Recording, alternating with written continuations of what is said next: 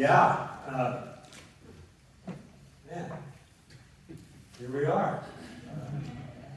Yeah, I know Michael, for in a lot of different ways. He, well, I won't talk too much about it because it's a little embarrassing, but he basically took a music program in a church, in a college that was on life support, barely, and turned it into something that was dynamic and energetic and faithful. And I'm so grateful for Michael and for Elizabeth and his family and his sense of humor. And the fact that he puts up with people like me. And so anyway, I'm just delighted to be here. And I'll talk a bit about the church that I pastored because it really had an impact on what I'll be saying this afternoon and right now about prayer. But I want to just start off. You've heard all the texts that I'm going to refer to, and I'll go back to some of them and just remind you what you just listened to or read. But I'll let you know right now. What I want to do is make the case for prayer as one of the church's most central and radical acts to bring about spiritual, social, and political change in the world. Okay. Central. I don't mean everything, but at the center, not the circumference. It's like the hub. There's lots of things the church should be doing. But like a wheel, you can have all kinds of spokes, you can have a rim, but if you don't have a hub, it just doesn't work too well. So I want to make the case that prayer is one of those few things that's absolutely central to everything else. And radical. Merely human action only touches the surface of things. Prayer goes past the veneer, past the surface, goes to the root of the matter. Theologian David Wells put it this way. He said, prayer is the ultimate interference with the status quo. And I hope I can make the case for both of those. Prayer is central, not everything, but it's at the center. And it's radical. It goes past the veneer, past the surface, and it's the ultimate interference with the status quo. Now the question is, does Jesus agree with that? Or better, do I agree with what Jesus thinks about prayer? Does he see it as central and radical? And let me go back to the gospel reading. I get a kick out of the way Luke introduces his retelling of the Lord's parable. He said, then Jesus told his disciples a parable that they should always pray and not give up. Now, there aren't many times in the gospel where the gospel writer says, now, here's what he said, and this is what he meant. Now, you don't have to read between the lines too much to realize that sometimes Jesus said things that they didn't get. And in this particular parable, Luke wants us to know that whatever else you might think he means by this parable, he means that we should pray and not give up.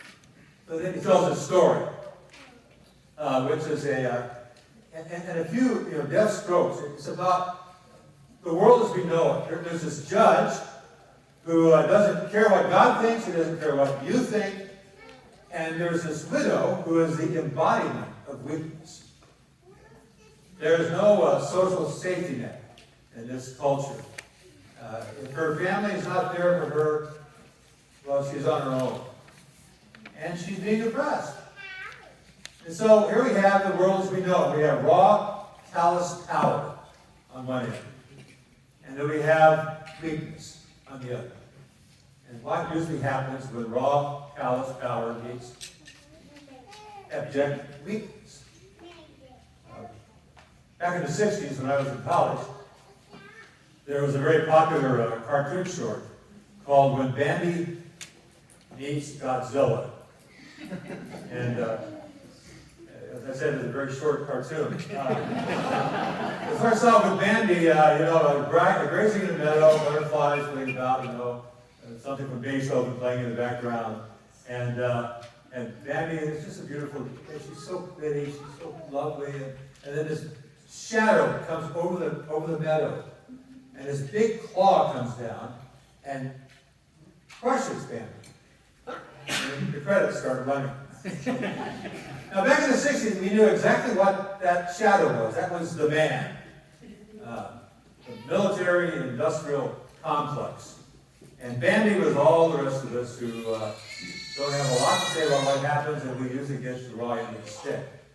And so, and I've always pictured the judge is Marlon Brando playing the Godfather. I don't fear God, I don't care what people think. But he's finally badgered into doing the right thing. Now, a word about parables. Jesus tells a lot of them. They're short stories, usually with one point, made by either comparison or contrast. And this one is clearly by contrast. God is not like this judge.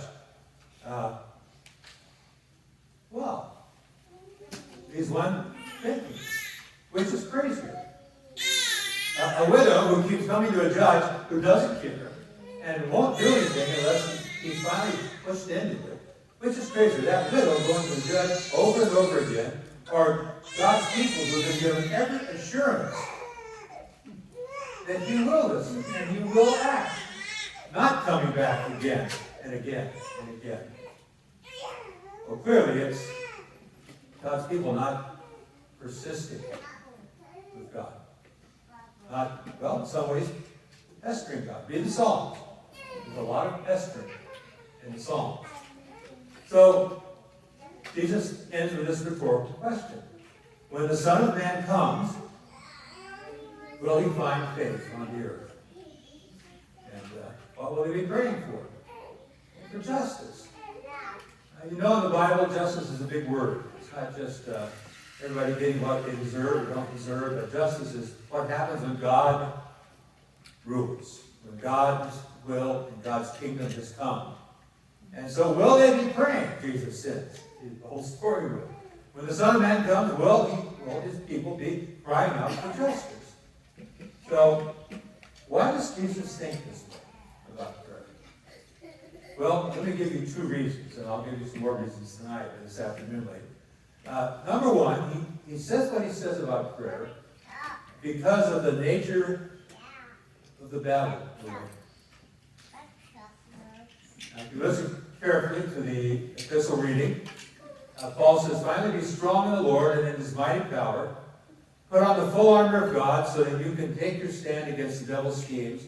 For our struggle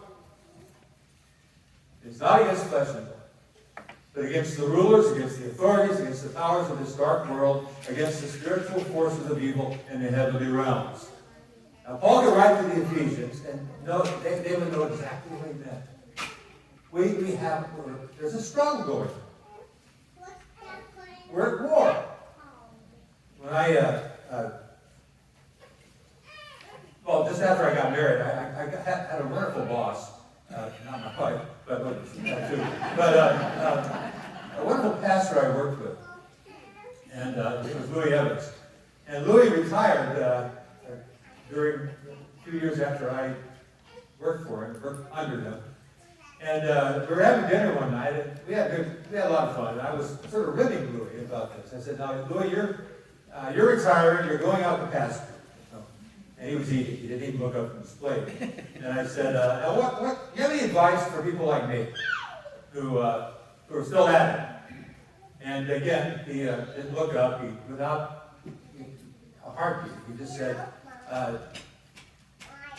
advice is, don't take it personally. Well, I thought, well, don't take what personally? Just don't take it personally when it's hard. It's not about you. Well, I guess I officially believe that, but emotionally I didn't. If things were going well, I thought it must be something I did. Well, maybe it was. Maybe it wasn't, but that's not the point. It's never about me. Don't take it personally. You're at war. So a soldier gets shot at, he doesn't look over the foxhole and say, was it something I said? You expect to get shot at. You expect it to be hard. And that really set me on the right path when I think about it. So don't take it personally. We are at war. I love this statement by John White. He says, war is not something that illustrates aspects of Christian living. Christian living is war. Indeed, I would go further. Earthly warfare is not the real warfare. It is but a faint, ugly reflection of the real thing. It is into the real world the Christian is to plunge. Wars on earth are but tremors felt from an earthquake light years away. The Christian's war takes place at the epicenter of the earthquake. It is infinitely more deadly, while the issues that hang on it make Earth's most momentous questions no more than village gospel and gossip. Now, the point is, we're in battle. And Paul says, therefore, back to the Ephesians passage, put on the full armor of God, so that you can take your stand against the devil's schemes. And then he says things like, there's a helmet of salvation, there's a belt of truth, there's a breastplate of righteousness, there's feet fitted with the readiness that comes from the gospel of peace, there's the sword of the Spirit, which is the word of God. And then he says, and then you think, well, how on earth do you put on stuff like that? Well, verse 10, praying in the Spirit with all kinds of prayers and requests. Because God is the armor. At every point. So, why does Jesus see prayer as so radical? It's because it's the nature of the struggle we're in. It's a spiritual war. Now, Christ has won the battle decisively, but we're still in the middle of it. So, let's just pause for a moment and think about how hard this is for us to really believe it. Now, no Christian can be a secularist. Secularists are those who believe that the world, the universe, is a closed system of cause and effect. There's nothing outside it, we're just in it, and it's all measurable and whatever. But Christians, and this is Peter Berger, this eminent sociologist, this is his term, he said, Christians can't be secularists, but Christians often are secularized. And by that he meant secularization, or being secularized, is a process by which religious activities and practices lose their practical social significance. Okay, I'm a Presbyterian. So we have a budget deficit. What do? We have a meeting with the elders, other people in the church. We get out the facts and figures. We form committees and study groups. We present papers, and then we vote on it. Oh, yes, we do pray. At the beginning. It's kind of like throwing the baseball out, the first baseball game of the season. And then we get on with the real work, which is figuring it out. Now, I'm probably overdoing it here, but just put up with it, okay? Because I'm so tired of committees and reports and all the bureaucratic gyrations we go through. As though those things are going to solve the problem.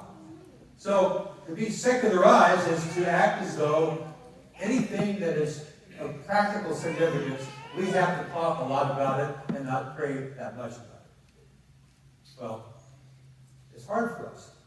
Now, if you're still with me, and I hope you are, what is the logic of being secularized? Or again, things like prayer lose their practical social significance. What's the logic of it? Well, let's think about the pace of our lives. Well, if you're secularized, will you get busier and busier? Or will you slow down? Again, I'm talking about the logic. Just what follows from being secularized? Well, you just have to get busy. C.S. Lewis in Christianity said, the real problem of the Christian life starts where most of us wouldn't think it would start. It starts the moment we wake up in the morning. And all our hopes and fears for the day, they come at us like wild animals. and we start managing it all, well, it makes us busier and busier. And how can you pray in a world like that? Or pray significantly? The pace. A buddy told me once, he's an attorney, and he's always thinking about things like this. And Bob said to me one day, he said, "Man, it hit me. Jesus walked everywhere he went." I guess he did, didn't he? And what's God's speed in doing things? About 3 miles an hour. Now really, come on. Jesus came in the fullness of time, the time in history, the scriptures, when it was most right. And why didn't he come now? We got media, we have travel, we have all this stuff. No, Jesus came and he walked places. And you remember just one story. He walks into a village and the head of the synagogue runs and falls at his feet, begging him to come and heal his daughter. I mean, she's dying. She's 12 years old.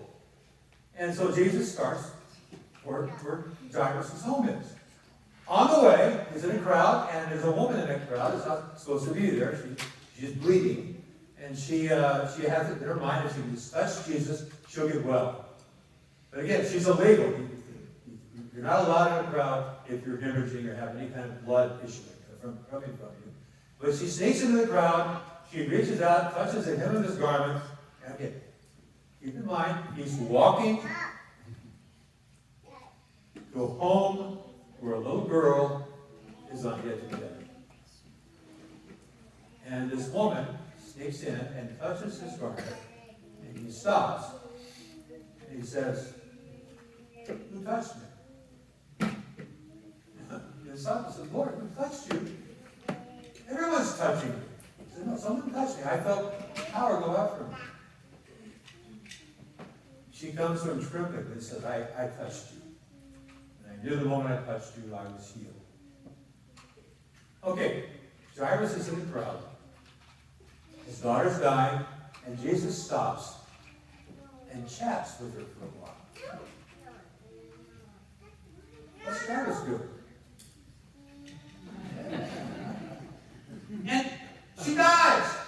While Jesus walks and stops and shoots the breeze with a woman who got well. Jesus goes and he raises her from the dead. Now, don't think that Jesus could take his time because he could always fix it with a miracle. The point is, he wasn't secularized. Repeatedly, we're told that before and after some of his busiest days, he's up early in the morning praying. And you know, I'd be tempted to think, well, he's praying because that's what he's supposed to do. No, but it was what he was supposed to do. He knew that he couldn't get it done without being in contact with his Father. So God's pace is not our pace, because God is the armor. God is the one who builds his kingdom. So, number one, why does Jesus say what he says about prayer?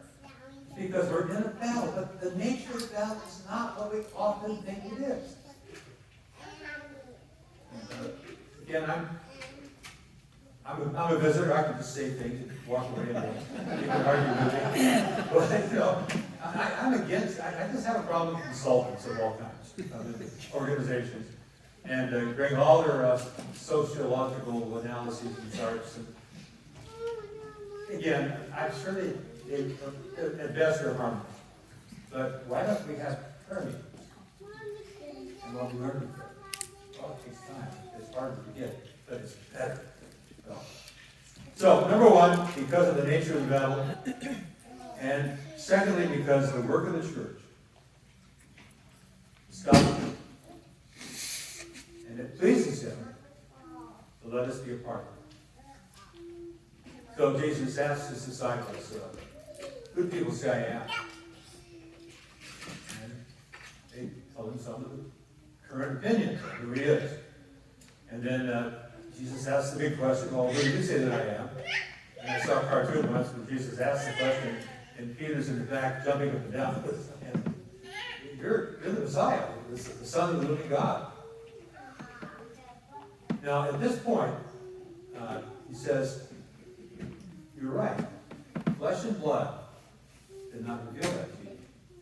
Now, you didn't figure out who I was because you just sort of garnered all the evidence and came up with a good conclusion. Because my Father in heaven revealed it to you. And then he said, at this point, he said, and on this rock I will build my church.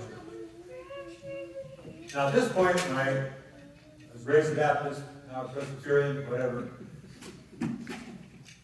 I was already arguing with my Roman Catholic friends. No, you think Peter is the rock. Maybe better. Jesus is the rock. Well, they believe that too. But I'd already argued about, who's the rock on the church that you build, and so on. The point is not, if you want to argue about Peter or whatever, the big point, the big line is, I will build my church. That's what we need to hear. And we do it under his leadership. You realize we come to work every day late. I mean, who is running the universe while you slept? God was. I get up in the morning, I have my coffee, and I hit the floor running, and I'm going to do things for God. And I'm thinking, wait. What if I walked into a business where I was working under a supervisor, and I arrived late every morning and said, I'm here. Oh. We check in. We listen to our boss. So,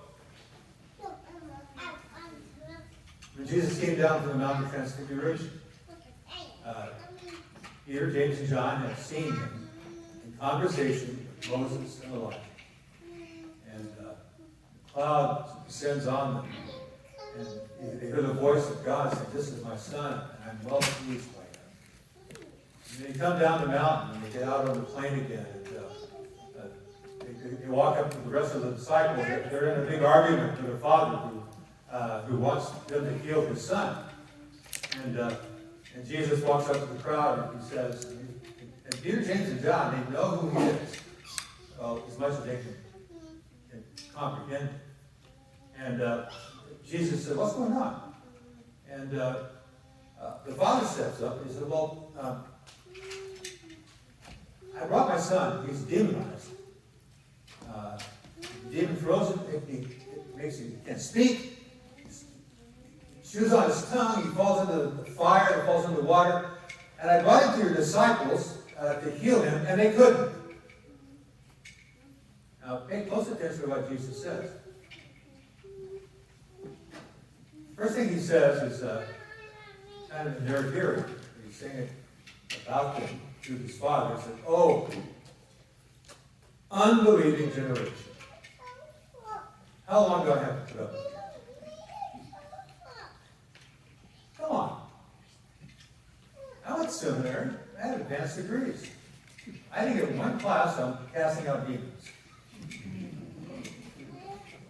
Jesus is just tired of how obtuse they are about it. So he said, well, talks to the father a bit. He heals him, son. And then as they're walking into the father's house, the disciples are running behind Jesus and they're saying, how come we couldn't do that?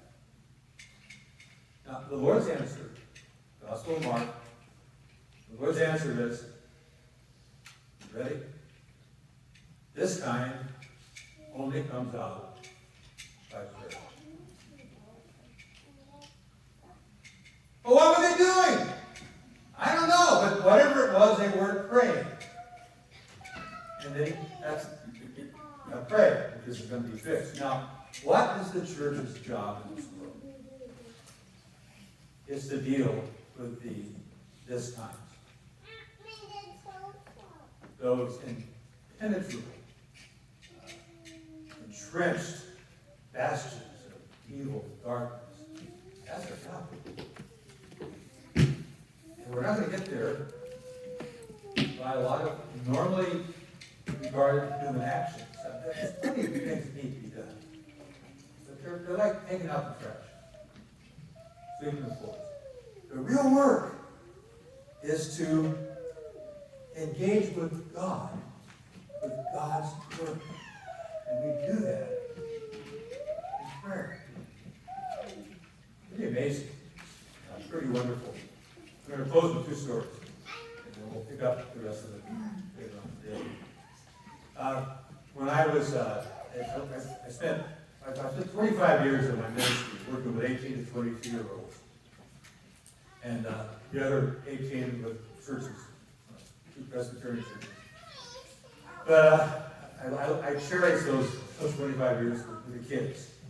And now, I'm 80, I'll be 82 in December. All my friends are dying. But I got good friends who are in their 40s, 30s, 20s, so that's really wonderful. But anyway, in Holland, Michigan was the first college I worked with, Hope College.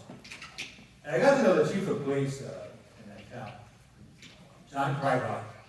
And John was a wonderful Christian man. And, we were having coffee one day, and he told me a story about his career. He started when this is a regular policeman, patrolman in Holland and West Michigan, and then worked his way up the ladder until he became chief of police. He said, when I was just a patrolman, there was a routine call out to the edge of town. Happened every few months. Same place, same family, same address. We go out there, and the husband was an alcoholic. And he had just beaten up his wife again. And broken up the furniture, lights, and stuff like that. And the kids were shivering and terrified in the corner. And we go out and we would arrest him, handcuff him, put him in the car, take him to jail. And then, but the wife never pressed charges. So he always was let out again. And this happened over and over and over again as John worked up the ladder until he became chief of police. Well, just before he was promoted, just before becoming the chief, he got another call out to the other side of town. This is like 15 years later. It's an apartment complex. And again, it was a drunken father, husband, terrified children, battered wife. And he went out there and they took the father, he was a young man. And they handcuffed him and took him out to the patrol car. On the way out to the patrol car, he said, the young man said, do you remember me? And John said, well, no. You look kind of familiar. He says, well, you used to arrest my dad. And he told me that if ever my wife got out of line, I should beat the out of her. This is one of the kids. And as he put him into the back seat with his hands behind his back, he said, I looked back at the apartment complex, and there was a little boy watching his dad go to jail. We need all kinds of agencies to help with that. Folks, are we going to fix that? Only God can fix that. Only God can do that. And John, my police officer, chief, friend, believed that. One other story. And I'll hopefully hear the rest of you later today. I started a church in Irvine back in the early 70s, Irvine, California, Orange County. And I was a young, proud, opinionated young man. And I was very critical of the churches in general. They just didn't seem to get it. It's 1976. So I'm a product of the 60s. And we're critical of the church and how relevant it is and so on. And I got to start a church. And I was so excited because now I get to start something and do it right. I don't have to live with other people's mistakes, I can do the right thing. And I really believe a lot of the people who came to the church, we would be the pinnacle to which 2,000 years of Christian history has struggled to reach. We would have the church, the right church.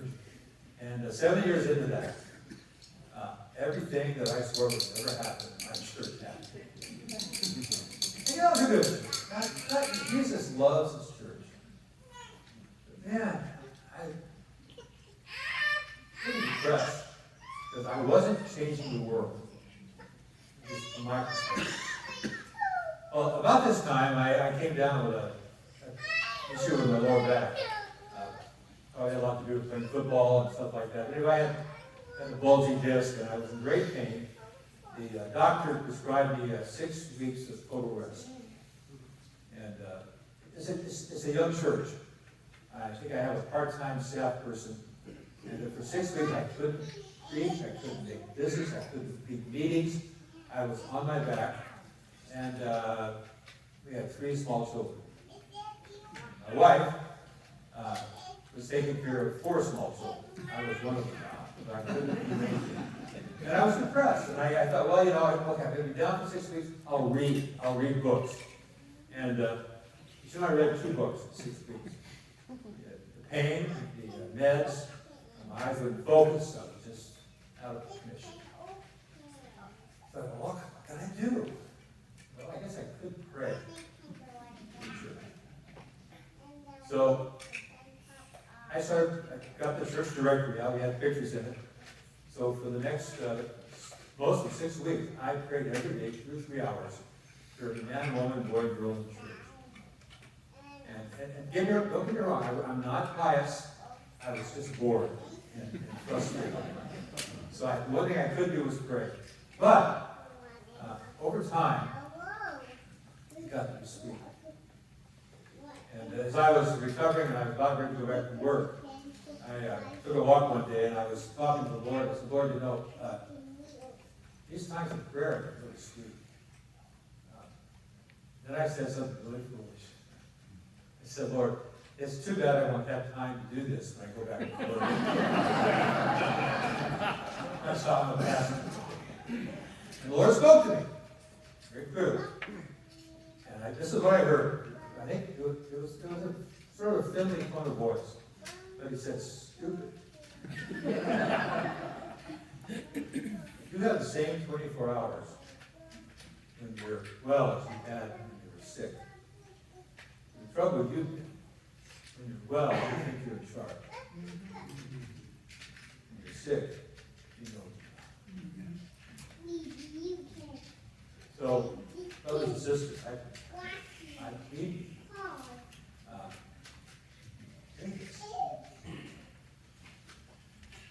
Jesus told his disciples, so that a story that was going to help them, going to embolden them to pray and not give up.